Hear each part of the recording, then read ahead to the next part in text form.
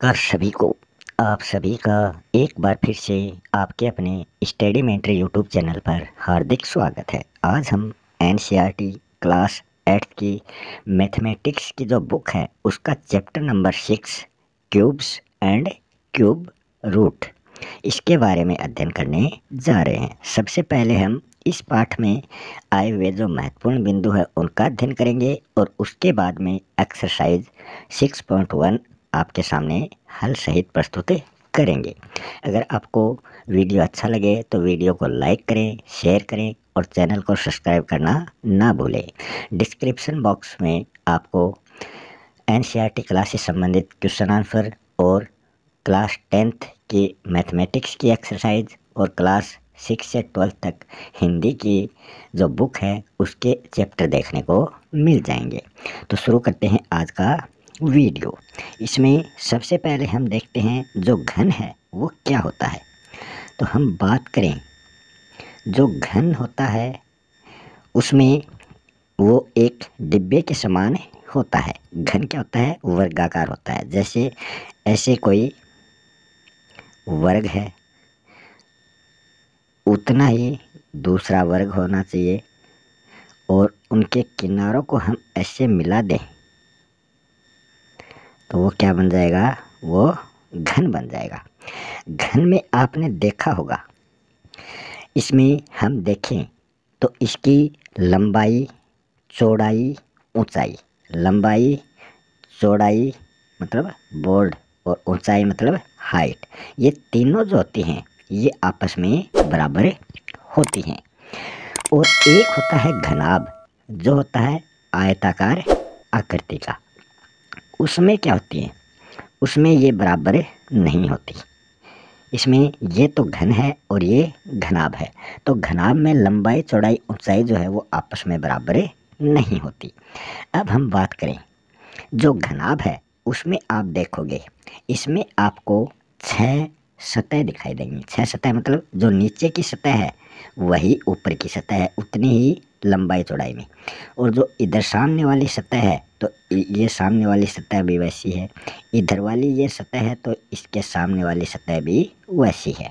तो इसमें 6 सतह हो गई। एक सतह, दो सतह, 3, 4, 5 और एक इधर वाली 6।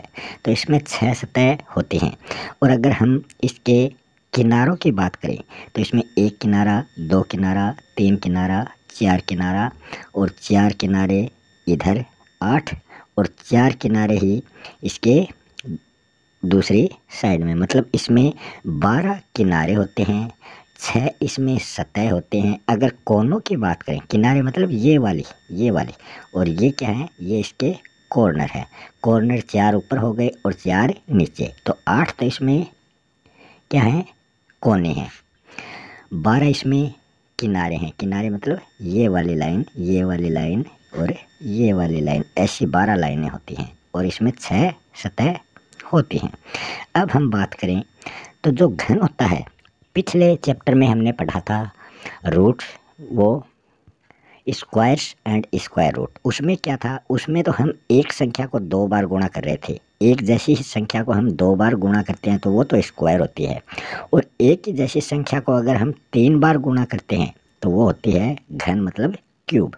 जैसे 2 का स्क्वायर था मतलब 2 को 2 से, 2 जो संख्या उसको 2 बार गुणा करना था 4, ये तो इसका वर्ग है मतलब स्क्वायर है। और 2 के ऊपर अगर पावर 3 आ जाए तो इस 2 को 3 बार गुणा करेंगे तो ये 2 दूनी 4 और 4 दूनी 8, तो 8 जो आया है ये इसका क्यूब आया है। तो एक ही संख्या को उसी से 3 बार गुणा किया जाता है तो जो हमें संख्या प्राप्त होगी वो संख्या घन कहलाती है। और अगर हम देखें तो एक सम प्राकृत संख्या जो है उसका घन भी हमेशा सम होगा। तो ये सम है 2, तो 8 क्या है? सम है। 3 की बात करें तो 3 का जो होगा वो 3 3 9, 9 3 27, तो उसमें 27 क्या है? विषम है। तो ये अगर विषम है तो इसका घन भी विषम ही होता है। सम का घन सम और विषम का घन विषम होता है। अब हम बात करें आगे इसमें, तो इसमें सबसे पहले हम देखें कि ये जो है ये हार्डी रामानुजन संख्या है 1729, जो सबसे छोटी है। तो 1729 जो है इसमें 1728 प्लस 1, 1728 जो है ये घन है किसका, 12 का घन। मतलब 12 की संख्या को हम 3 बार गुणा करते हैं, 12 गुणा 12 गुणा 12, तो अपने पास आते हैं 1728, और उसमें प्लस 1 किया तो ये 1729 हो गए। तो ये 1729 सबसे छोटी हार्डी रामानुजन संख्या कहलाती है। और इसमें 1 का क्यूब करें, प्लस 1 है तो 1 का क्यूब करें तो 1 का क्यूब हमेशा 1 ही होता है। 1 को 1 से गुणा करें और फिर 1 से करें तो हमेशा वो 1 ही रहता है। अब हम आगे बात करें, यहाँ हमने जो वर्ग के रूप में घन बनाया था वही घन यहाँ दिया गया है। यहाँ से हम देखने पर हमें सिर्फ इसकी 3 सतहें दिखाई देती हैं। 3 सतह जो है इसकी छिपी हुई होती हैं। तो वे आकृतियाँ जिनकी 3 विमाएँ होती हैं वो ठोस आकृतियाँ कहलाती है। 3 विमाएँ कौन सी, लंबाई, चौड़ाई और ऊंचाई। घन क्या होता है ये हम देख लेते हैं। घन का प्रयोग ज्यामिति में किया जाता है। तो घन एक ऐसी ठोस आकृति होती है जिसकी सभी भुजाएं जो होती हैं वो बराबर होती हैं। लंबाई, चौड़ाई और ऊंचाई ये बराबर होती हैं। 1 सेंटीमीटर भुजा वाले कितने घनों से 2 सेंटीमीटर भुजा वाला एक घन बनेगा। 1 सेंटीमीटर भुजा वाले कितने घनों से 3 सेंटीमीटर भुजा वाला एक घन बनेगा। तो ये कितने बनेंगे आप ये करके देख सकते हैं। यहाँ हम संख्याओं की बात करें, 1, 8 और 27, इसी प्रकार ये संख्याएं आगे बढ़ती जाती हैं। मतलब 1 का क्यूब, 1 का घन हमेशा 1 रहता है, 2 का घन यहाँ 8 दे रखा है, 3 का क्यूब घन मतलब 27, इस प्रकार ये आगे बढ़ती जाती हैं। तो ये पूर्ण घन या घन संख्याएं कहलाती हैं। ये नीचे इनको करके बताया कि एक की संख्या को 3 बार गुणा करते हैं, तो 3 को 3 बार गुणा करते हैं तो 27 होता है 3 का क्यूब। 2 को 3 बार गुणा करते हैं तो 8 होता है जो 2 का क्यूब होता है। 1 को 3 बार एक ही 1 से गुणा करेंगे तो 1 का क्यूब, ये हमेशा 1 ही रहता है। 5 का क्यूब 125 होता है। तो क्या 9 एक घन संख्या है? तो 9 जो है वो घन संख्या नहीं है, वो क्या है, स्क्वायर है, क्योंकि 3 को 3 से 2 बार ही गुणा किया है। अगर ये 3 बार होता तब ये घन संख्या होती और तब ये 27 होता। तो 9 एक घन संख्या नहीं है। अब नीचे हम देखें 1 से लेकर 10 तक की घन संख्याएं दी गई हैं। अब इसमें हम देखें तो 729, 1000 और 1728 ये क्या है, पूर्ण घन है। 1728 को हमने अभी देखा था 12 का घन है। 1000 जो है स्क्वायर में मतलब वर्ग, हमने पिछले चैप्टर में क्या था उसमें क्या देखा था कि जैसे 10 है इसका स्क्वायर है तो इसके 2 बिंदु आगे जुड़ जाती हैं। यहाँ 1 बिंदु है तो इसमें 1 बिंदु और जुड़ जाएगी। 10 को 10 से गुणा करेंगे तो ये 100 हो जाएगा। तो यहाँ 10 था, इसमें 1 बिंदु ज़्यादा हो गए, मतलब स्क्वायर करने पर 2 होती हैं। तो यहाँ हम क्यूब कर रहे हैं, मतलब इसकी 3 घात हैं। तो एक बार 10 से और गुणा करेंगे तो 1 0, 2 0, 3 0, तो इसमें 1 0 और ऐड हो जाता है। तो ये 1000 जो है ये 10 की क्यूब है। 9 का क्यूब 9 गुणा 9 गुणा 9, तो 9 का क्यूब है वो कितना होता है। तो यहाँ 9 को करने पर 9 9 81, और 81 को अगर हम 9 से गुणा करें तो ये कितना आ जाएगा, ये आ जाएगा 729। 81 को 9 से करेंगे, 9 1 9, 9 8 72, 729 जो है वो 9 का घन हो गया। 8 का घन हम बात करें तो 8 गुणा 8 गुणा 8, तो ये 512 हो जाता है। 7 के घन की बात करें तो 7 गुणा 7 गुणा 7, तो ये होता है 343। 6 के घन की बात करें 6 गुणा 6 गुणा 6, तो ये होता है 216। और 5 का घन तो हमने देख लिया 125 होता है। तो ये सभी क्या हैं, घन संख्याएं हैं। अब हम यहाँ 11 से लेकर 20 तक की घन संख्याएं दी गई हैं। तो इसमें जो सम संख्या है, मतलब हमने बात की थी सम संख्याओं का घन भी हमेशा सम रहता है। तो इसमें 12, 14, 16, 18, 20 ये सम संख्या हैं, तो इनमें हम घन देखें तो समी घन इनमें पाए जाते हैं। और बाकी की जो विषम संख्या हैं तो उसके घन भी क्या होते हैं, विषम होते हैं। ये हमने पहले ही बात कर ली है। अब हम आगे बात करें तो इसमें हम देखें कि प्रयास कीजिए निम्नलिखित संख्याओं में से प्रत्येक के घन के इकाई का अंक हमें ज्ञात करना है। तो यहाँ संख्या दी गई है पहली 3331। तो इसमें हम इकाई का अंक देखें तो वो कितना है, 1 है। तो यहाँ इकाई, इस संख्या के घन का इकाई अंक 1 है, इसका इकाई अंक 8 है, इसका इकाई अंक 9 है, इसका इकाई अंक 5 है। मतलब लास्ट जो संख्या है वही क्या होता है, इकाई अंक होता है। अब हम बात करें कुछ रोचक प्रतिरूप।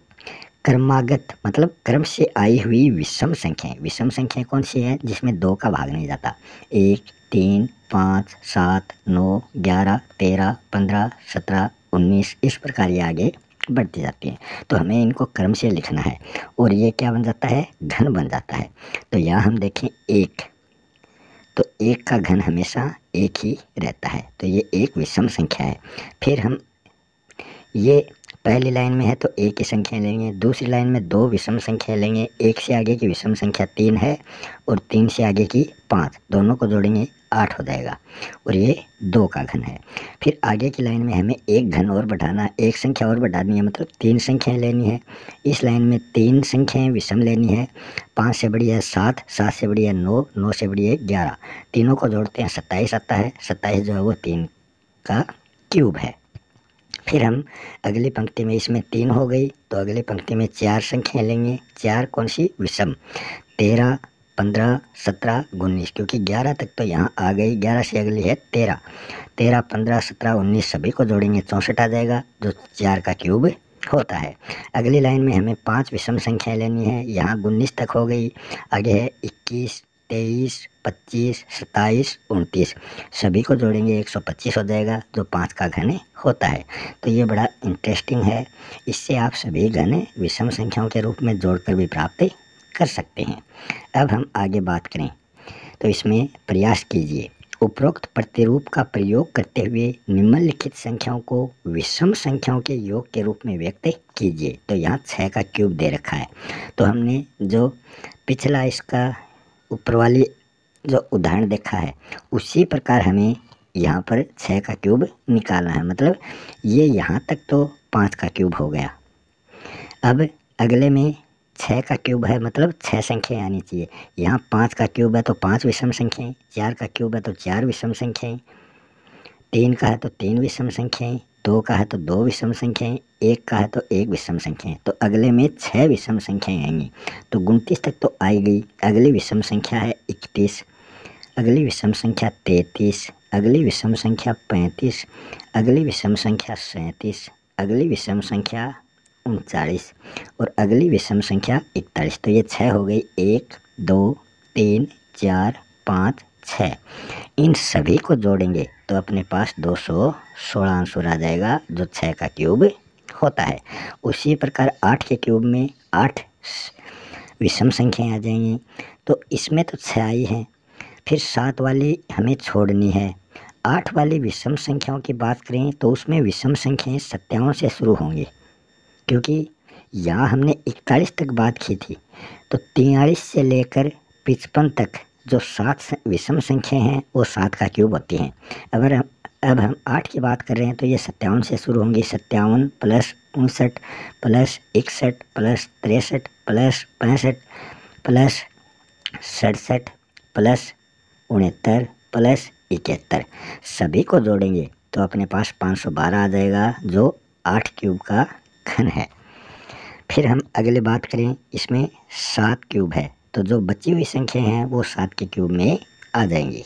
फिर है निम्नलिखित प्रतिरूप को भी हमें देखना है और नीचे वाले क्वेश्चनों को सोल्व करना है।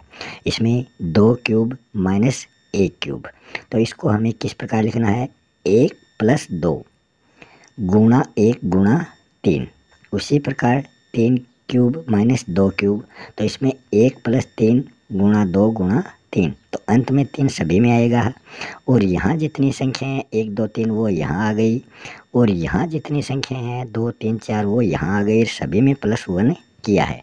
तो उसी प्रकार ये संख्या हमें करनी है। तो इसमें 7 क्यूब -6 क्यूब दे रखा है, तो हमें क्या करना है, इसमें हमें सबसे पहले 1 करना है, 1 + 1 के बाद में 7, 7 के बाद में अगली संख्या 6, तो आगे गुणा लगाना है क्योंकि इसमें एक बार प्लस है और आगे सभी में गुणा है। 7 × 6 गुणा आगे 3, तो इस प्रकार ये हो गई। अब हम इन तीनों संख्याओं का गुणा करते हैं तो 126 होता है, और इसमें इस एक को और ऐड करें तो 127 अपने पास आ जाता है। तो ये इसका आंसर आ गया। इसी प्रकार के बाकी के ये क्वेश्चन आप कर सकते हैं। अब हम आगे बात करें घन और उनके अभाज्य गुणनखंड। यहाँ पर एक संख्या का अभाज्य गुणनखंड और दूसरी साइड में उसके घन का अभाज्य गुणनखंड, मतलब यहाँ तो 2 बार गुणा हो रही है और यहाँ वो 3 बार गुणा हो रही है। तो आप इसमें देख सकते हैं 4 जो है ये 2 × 2 है, मगर यहाँ 4 का क्यूब 64 होता है क्योंकि इसमें 2 2 का एक जोड़ा हो गया और 2 2 का दूसरा जोड़ा हो गया, क्योंकि इसमें 4 हैं और ये 2 का क्यूब था 8 और ये 64, तो इसमें 2 2 के 2 जोड़े हो गए 3 3 के। क्यूब में क्या होते हैं 3 3 के 2 जोड़े हो गए, तो ये 3 3 के 2 जोड़े यहाँ हो गए। इसी प्रकार 6 वाले में 2 2 का 3 3 वाला एक जोड़ा हो गया, फिर 3 3 का हो गया, तो 2 क्यूब × 3 क्यूब। इसी प्रकार 15 वाले में 3 3 का हो गया, एक 5 5 का हो गया, तो 3 क्यूब × 5 क्यूब। उसी प्रकार ये आगे इसमें दिया गया है। फिर आगे हम देखें तो यहाँ पूछा गया है कि 216 एक पूर्ण घन संख्या है या नहीं, तो उसके लिए हमें अभाज्य गुणनखंड निकालना होगा। तो 2 से इसका भाग देते हैं 108 आता है, फिर 2 से भाग देते हैं 54 आता है, फिर 2 से भाग देते हैं 27 आता है। तो 1 का तो 2 2 का 3 का ये जोड़ा बन गया, फिर 3 से करते हैं 9 आता है, फिर 3 से करते हैं 3 आता है, फिर 3 से करते हैं 1 आता है, तो 3 3 का एक जोड़ा ये बन गया। तो ये 3 3 का और 2 2 का ये 2 जोड़े बन गए, तो ये मतलब ये एक पूर्ण घन संख्या है। तो यहाँ 2 का क्यूब और 3 का क्यूब अपने पास आ चुका है, जो 3 दूनी 6, तो 6 का क्यूब अपने पास हो चुका है, जो एक पूर्ण घन संख्या है। यहाँ हम देखें, क्या आपको याद है कि a की पावर गुणा b की पावर, तो दोनों को गुणा करते हैं तो a × b ब्रैकेट में आ जाएगा और पावर एक जैसी है तो वो पावर ऊपर चली जाएगी। यहाँ दोनों की पावर एक जैसी है, 2 की पावर 3, 3 की पावर 3, तो वो ऊपर चली जाएगी। ये ब्रैकेट में इन दोनों का गुणा हो जाएगा, 2 × 3, तो ये 6 हो जाएगा, पावर वैसी की वैसी रह जाएगी। फिर 729 का पूछा है, उसी प्रकार हमें अभाज्य गुणनखंड करके देखना है। तो इसमें 3 3 के 2 जोड़े बन रहे हैं, तो ये भी एक पूर्ण घन संख्या है। अब हम देखें 500 की जांच करनी है, तो 500 एक पूर्ण घन संख्या नहीं है, क्योंकि इसमें एक संख्या की कमी है। इसमें 5 5 का तो जोड़ा बन गया, मगर 2 2 में एक जोड़ा और कम है, तो 500 को हम 2 से गुणा करें तो ये 1000 आ जाएगा। 1000 जो है वो एक पूर्ण घन संख्या होती है। एग्जाम्पल देखें 243 एक पूर्ण घन है, तो इसमें हम देखें तो इसमें भी 1 3 की कमी है, एक जोड़ा तो पूरा बन गया, इसको हम 3 से गुणा और करते हैं तो वो पूर्ण घन संख्या बन जाती है। मतलब 243 एक पूर्ण घन संख्या नहीं है। अब हम आगे बात करें, सबसे पहले हम देख लेते हैं प्रयास कीजिए। प्रयास कीजिए वाले में दे रखा है कि निम्नलिखित में से कौन सी संख्याएं पूर्ण घन हैं, वो आपको बतानी है। हम बात करें सबसे पहले वाली संख्या 400, तो इसमें 00 है। 00 होने पर ये पूर्ण घन नहीं होगी। पूर्ण घन में अंत में कितने जीरो आएंगे, 3 जीरो आने चाहिए, क्योंकि ये क्यूब वाले हैं। क्यूब वाले में 3 क्यूब संख्या आती है तो 3 ही जीरो आने चाहिए, इसमें 2 जीरो हैं, तो ये पूर्ण घन नहीं है। इसको हम अगर पूर्ण घन बनाएं तब हमें सबसे पहले इसका अभाज्य गुणनखंड निकालना पड़ेगा। 400 है तो सबसे पहले हमें 2 से डिवाइड करना पड़ेगा, 200 हो जाएगा, 2 से डिवाइड करना पड़ेगा, 100 हो जाएगा, 2 से डिवाइड करना पड़ेगा, 50 हो जाएगा, 2 से डिवाइड करना पड़ेगा, 25 हो जाएगा, 5 से डिवाइड करना पड़ेगा, 5 हो जाएगा, 5 से डिवाइड करना पड़ेगा, 1 हो जाएगा। तो यहाँ हम देखें तो यहाँ अपने पास 2 जो हैं, 2 गुणा 2 गुणा 2 गुणा 2, 4 तो यहाँ 2 आ गए और 2 यहाँ 5 आ गए। तो जोड़ों के रूप में देखें तो 3 3 का एक जोड़ा होना चाहिए, तो 2 2 वाला एक जोड़ा तो इसमें कंप्लीट हो गया। दूसरे जोड़े में इसमें हम देखें तो इसमें 5 वाला एक कम है, क्योंकि यहाँ 5 2 ही है और 2 2 2 वाले 2 कम है, 2 गुणा 2 गुणा 5। ऐसा और होता तब ये एक पूर्ण घन संख्या बन जाती, तो ये एक पूर्ण घन संख्या नहीं है। अगली देखें 3375, तो इसके हम जोड़े बनाएं तो इसमें हमें एक तो 3 का जोड़ा मिल जाएगा, 3 3 का, और एक 5 का जोड़ा मिल जाएगा, तो ये एक पूर्ण घन संख्या है। अगर हम बात करें थर्ड वाले की, थर्ड वाले भी एक पूर्ण घन संख्या है, क्योंकि 8 जो है वो 2 का क्यूब होता है, 2 को 3 बार करते हैं तो 8 आता है और 3 0 हो गए, तो ये पूर्ण घन है। अगली संख्या बात करें 15625, तो 15625 में अगर हम जोड़ों की बात करें तो इसमें 5 5 के 2 जोड़े बन जाते हैं, तो ये भी एक पूर्ण घन संख्या है। अगली संख्या है 9000, तो 9000 एक पूर्ण घन संख्या नहीं है। क्यों नहीं है? क्योंकि इसमें 2 2 के तो जोड़े बन जाएंगे, 5 5 के भी जोड़े बन जाएंगे, मगर अभाज्य गुणनखंड करेंगे तब अपने को 3 3 का जोड़ा प्राप्त नहीं होता। 3 3 की 2 संख्याएं प्राप्त होंगी, एक 3 और प्राप्त हो जाता तो ये जोड़ा बन जाता। 9000 को हम इस बचे हुए 3 से गुणा करते हैं तो ये 27000 हो जाएगा। 27000 जो है ये वो एक पूर्ण घन संख्या होती है। अगली संख्या की बात करें 6859, तो ये एक पूर्ण घन संख्या है, क्योंकि इसमें 19 19 19 19 के 3 जोड़े बन जाएंगे जब हम अभाज्य गुणनखंड करेंगे। अगली संख्या है 2025। 2025 जो है वो एक पूर्ण घन संख्या नहीं है, क्योंकि इसके हम अभाज्य गुणनखंड निकालेंगे तो इसमें 3 3 का एक जोड़ा प्राप्त हो जाएगा अपने को, और फिर 5 5 का जोड़ा प्राप्त करने के लिए हमें 1 5 की और ज़रूरत पड़ेगी। उसी प्रकार 3 3 का एक जोड़ा और प्राप्त करने के लिए हमें 2 3 की और ज़रूरत पड़ेगी। तो 3 3 के जोड़े में एक ही 3 आएगा, यहाँ गुणनखंड करेंगे, 5 5 के जोड़े में यहाँ गुणनखंड करेंगे, 2 आ जाएंगे, एक की कमी रहेगी, तो ये एक पूर्ण घन नहीं है। फिर 10648 जो है ये एक पूर्ण घन है, क्योंकि इसमें 2 2 के 3 जोड़े आ जाएंगे और 11 11 के 3 जोड़े आ जाएंगे। तो इस प्रकार हमने देख लिया कि कौन सी पूर्ण घन संख्याएं हैं और कौन सी नहीं है। फिर आगे हम बात करें सबसे छोटा गुणज जो पूर्ण घन है वो कौन सा है। तो यहाँ हम बात करें एक घनाभ की लंबाई चौड़ाई और ऊंचाई दे रखी है, 15 सेंटीमीटर, 30 सेंटीमीटर और 15 सेंटीमीटर। तो इससे हम घनाभ का आयतन क्या होता है, इन तीनों का गुणनफल होता है। तो इन तीनों का गुणनफल करें तो इसके हम जोड़े बनाएं तो इसमें हम देखेंगे कि 3 3 के कितने जोड़े हो गए, 5 5 के कितने हो गए और 2 2 के कितने हो गए।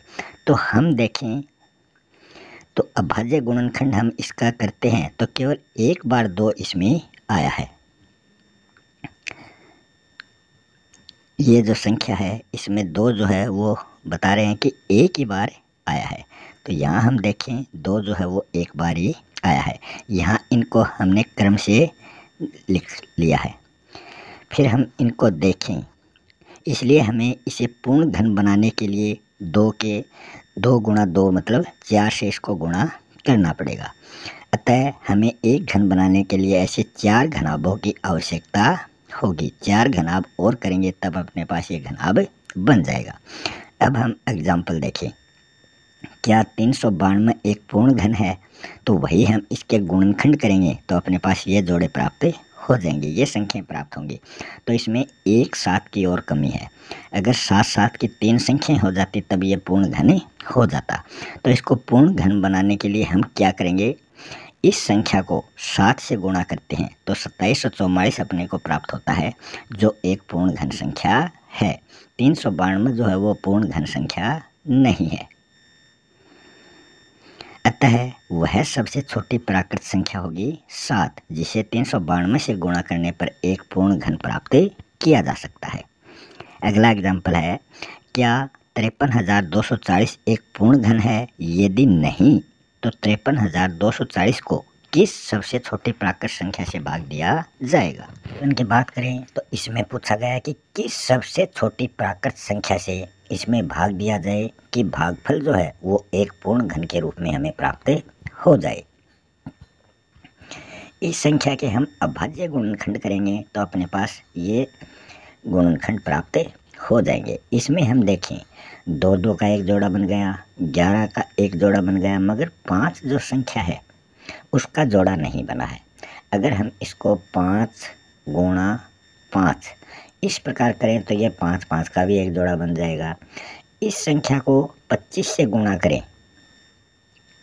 मतलब एक बार इसको 5 से गुणा करो और फिर एक बार इसको 5 से गुणा करो, तब ये पूर्ण घन प्राप्त हो जाएगी। मगर सबसे छोटी प्राकृत संख्या से हमें भाग देना है, तो यहाँ अभाज्य गुणनखंड में 5 3 के समूह में नहीं आ रहा है।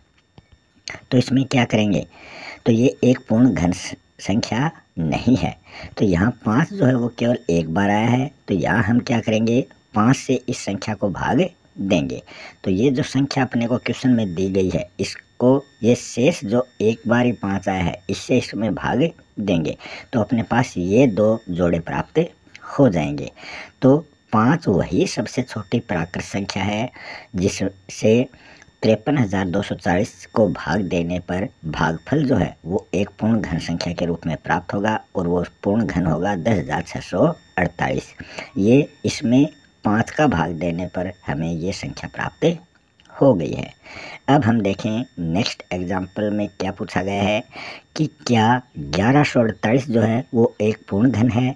यदि ये पूर्ण घन नहीं है तो किस सबसे छोटी प्राकृत संख्या से 1188 को भाग दिया जाए कि भागफल एक पूर्ण घन प्राप्त हो जाए? तो ऊपर वाला एग्जाम्पल है उसी प्रकार ये होगा। तो इसमें एक ही जोड़ा बना है 3 का, 2 वाले में 2 शेष रहा है और इसमें 11 शेष रहा है। तो अभाज्य गुणनखंड 2 और 11 जो है वो 3 के समूह में नहीं आ रहे। अतः क्या करेंगे, 1188 जो संख्या है वो एक पूर्ण घन संख्या नहीं है। 1188 के गुणनखंड में अभाज्य 2 केवल 2 बार ही आ रहा है और अभाज्य 11 जो है वो केवल एक बार ही आ रहा है। तो यदि हम 1188 को 2 गुणा 2 गुणा 11, क्योंकि ये इसमें शेष बचे हैं तो इसमें 3 का एक जोड़ा रह हो गया, तो इसमें शेष 2 के 2 संख्या और एक 11, तो ये जोड़ा शेष रहा है।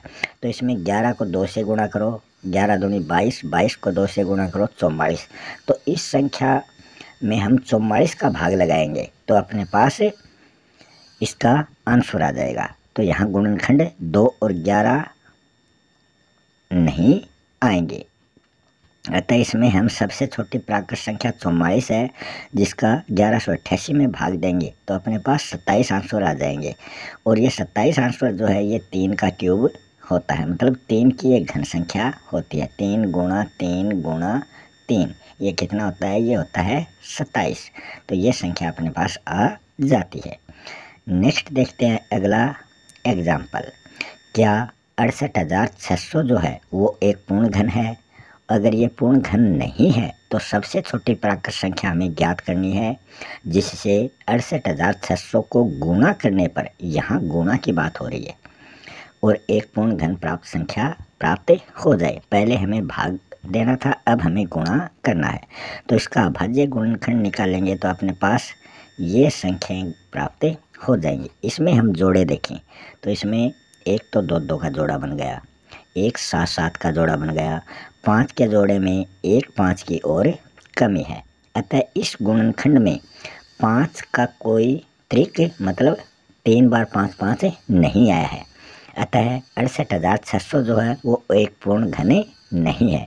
इससे पूर्ण घन बनाने के लिए हमें क्या करना पड़ेगा, जो शेष एक 5 है इसका जोड़ा बनाने के लिए हमें एक 5 और चाहिए, तो उस 5 से हम इस संख्या को गुणा करते हैं। तो इसको हम गुणा करते हैं 5 से, तो अपने पास ये संख्या प्राप्त होती है जिसमें हमें 2-2 का जोड़ा मिल जाएगा, 3 का, 5-5 का भी जोड़ा मिल जाएगा और 7-7 का जोड़ा मिल जाएगा।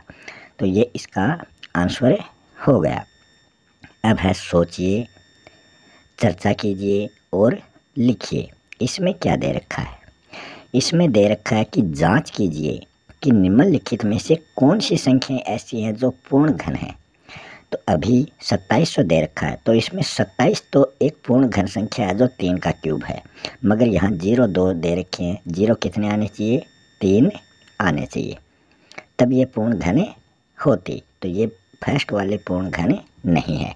आप अभाज्य गुणनखंड विधि से इसको निकालोगे तो यहाँ सिर्फ 3-3 का एक जोड़ा प्राप्त होगा। 2-2 के जोड़े में 1-2 की कमी रहेगी। इसमें 2-2 2 बार आया है, 1-2 और चाहिए।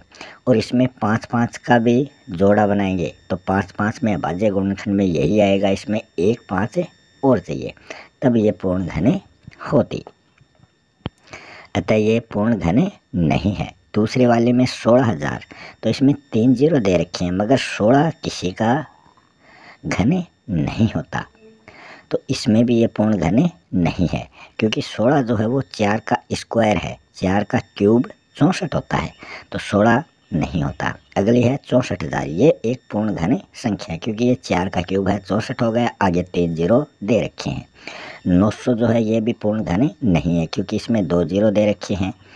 12,500 जो है ये एक पूर्ण घन संख्या है। इसमें हम जोड़े बनाएं तो 3-3 का 1-2 का जोड़ा हो जाएगा और 2 5-5 के जोड़े हो जाएंगे, तो ये एक पूर्ण घन संख्या बन जाएगी। अगली है 36,000, तो 36,000 जो है वो एक पूर्ण घन नहीं है। अगली है 21,600, तो 21,600 जो है वो भी एक पूर्ण घन नहीं है। 21,600 भी पूर्ण घन नहीं है। अगली है 10,000, तो 10,000 की बात करें तो ये भी एक पूर्ण घन संख्या नहीं है। 1,000 होता तो ये एक पूर्ण घन संख्या हो जाती। अगली जो संख्या है ये एक पूर्ण घन है, क्योंकि इसमें 27 दे रखा है और 0 की संख्या यहाँ 6 दे रखी है, मतलब डबल दे रखी है। 1000 जो है ये भी एक पूर्ण घन संख्या है। अब हम आगे बात करें तो आगे इसमें एक्सरसाइज दे रखी है, तो इस एक्सरसाइज को हम शुरू करते हैं। तो इसमें सबसे पहला क्वेश्चन है, निम्नलिखित में से कौन सी संख्याएं पूर्ण घन नहीं है, वो आपको बतानी है। तो इसमें हम 216 के अभाज्य गुणनखंड करेंगे, तो हम देखेंगे इसमें 2-2 के जोड़े बन जाएंगे और 3-3 के जोड़े बन जाएगा, तो ये 2 जोड़े इसमें बन जाएंगे, मतलब 216 एक अभाज्य गुणनखंड विधि के द्वारा एक पूर्ण घन संख्या है। तो इसके हम अभाज्य गुणनखंड विधि से इसको हल कर लेंगे और ये एक पूर्ण घन संख्या बन जाएगी। 128 जो है इसको हम अभाज्य गुणनखंड विधि से हल करेंगे, तो इसमें 2-2 के 2 जोड़े तो बन जाएंगे, मतलब 6-2 तो आ गए, मगर फिर आगे अकेला 2 आया है, इसमें एक जोड़ा और बनाने के लिए 2-2 और चाहिए, तो इसमें ये 2 नहीं आए, तो ये एक पूर्ण घन संख्या नहीं है। अगली संख्या 1000 जो एक पूर्ण घन संख्या है। गुणनखंड विधि से इसके जोड़े बनाओगे तो इसमें 2-2 के जोड़े बन जाएंगे और 5-5 के जोड़े बन जाएंगे। फिर हम आगे बात करें 100 जो है वो एक पूर्ण घन संख्या नहीं है।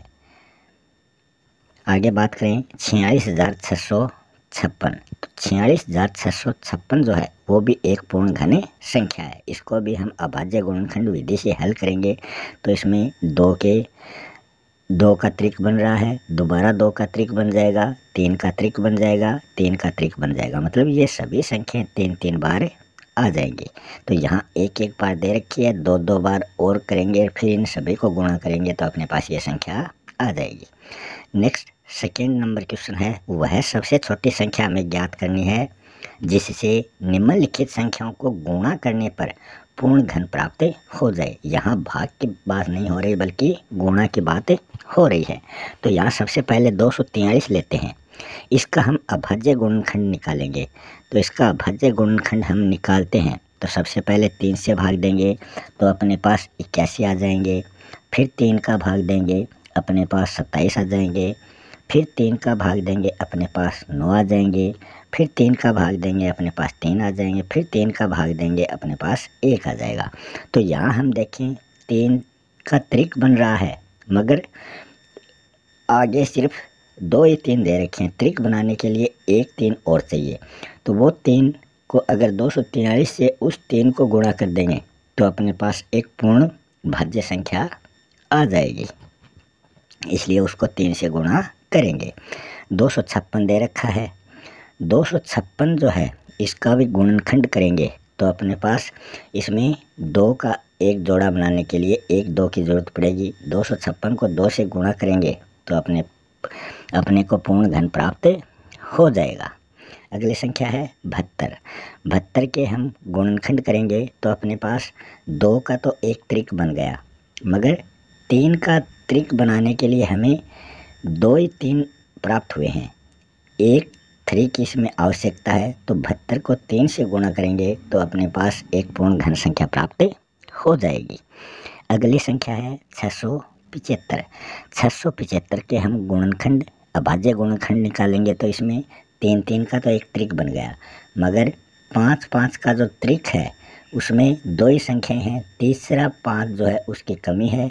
तो उस तीसरे 5 से इस 675 को गुणा करेंगे तो अपने पास एक पूर्ण घन संख्या आ जाएगी। अगला है 100। 100 के अभाज्य गुणनखंड निकालेंगे तो अपने को इसमें 2 2 का भी त्रिक प्राप्त नहीं हो रहा, क्योंकि इसमें 2 गुणा 2 प्राप्त हो रहे हैं, 5 गुणा 5 प्राप्त हो रहे हैं। तो दोनों में से त्रिक प्राप्त नहीं हो रहे, तो 1 2 इसमें चाहिए, 1 पंजा इसमें चाहिए। तो 2 गुणा 5 मतलब इसको 10 से गुणा करेंगे तो अपने पास एक पूर्ण घन प्राप्त हो जाएगा। अगला क्वेश्चन है क्वेश्चन नंबर 3। वह सबसे छोटी संख्या हमें निकालनी है जिसमें निम्नलिखित संख्याओं को भाग देने पर भागफल जो है वो एक पूर्ण घन के रूप में अपने को प्राप्त हो जाए। तो यहाँ 81 सबसे पहली संख्या है, गुणनखंड निकालेंगे तो इसमें 3 का एक त्रिक अपने पास आ चुका है, मगर दूसरे त्रिक में सिर्फ 1 3 ही आया, इसमें 2 3 की और ज़रूरत है। तो इसमें इनकी ज़रूरत है, तो हमें यहाँ भाग देना है। तो इस 3 का हम इसमें भाग देंगे तो अपने पास इसका आंसर आ जाएगा, क्योंकि इसमें जो त्रिक आए थे 3 3 का एक त्रिक आया था और 1 3 आया था, ये गुणनखंड निकले थे। इसमें 3 का भाग देंगे तो 3 से 3 कैंसिल और ये अपने पास एक पूर्ण घन प्राप्त हो जाएगा। इसी प्रकार 128 का निकालेंगे तो 128 का हम निकालेंगे तो इसमें 2 का भाग देंगे तो अपने पास एक पूर्ण घन प्राप्त हो जाएगा। फिर 192 को देखें तो 192 में अगर हम 3 का भाग देंगे, क्योंकि 3 इसमें एक्स्ट्रा आ रहा है तो 3 का भाग देंगे तो अपने को एक पूर्ण घन प्राप्त हो जाएगा। 704 में अगर हम 11 का भाग दें तो अपने पास एक पूर्ण घन प्राप्त हो जाएगा। अगला क्वेश्चन है परीक्षित प्लास्टिसिन का एक घनाभ बनाता है जिसकी भुजाएं 5 सेंटीमीटर, 2 सेंटीमीटर और 5 सेंटीमीटर घनाभ है, लंबाई चौड़ाई ऊंचाई इसमें दे रखी है। तो एक घन बनाने के लिए ऐसे कितने घनाभों की उसको आवश्यकता होगी। तो हम यहाँ देखें 5 गुणा 2 गुणा 5। सबसे पहले तो हम इसको क्रम से लिख लेते हैं। सबसे पहले है संख्या 2, फिर है 5, फिर है 5, इस प्रकार ये दे रखे 2 गुणा 5 गुणा 5। तो ये घनाभ का आयतन दे रखा है। तो घन बनाने के लिए हमें इसमें क्या क्या चाहिए। इसमें 2 जो है वो 1 ही आया तो इसमें 2 गुणा 2 चाहिए। 5 की संख्याएं 2 हैं तो इसमें 1 5 और चाहिए। तो 2 गुणा 2 गुणा 5 मतलब 5 दूनी 10, 10 दूनी 20, 20 घनाभों की इसमें आवश्यकता होगी। तो इसका राइट आंसर हो जाएगा 20। तो इस प्रकार ये एक्सरसाइज यहाँ समाप्त हो चुकी है। मिलते हैं नेक्स्ट वीडियो में एक नए टॉपिक के साथ। तब तक के लिए जय हिंद, जय भारत।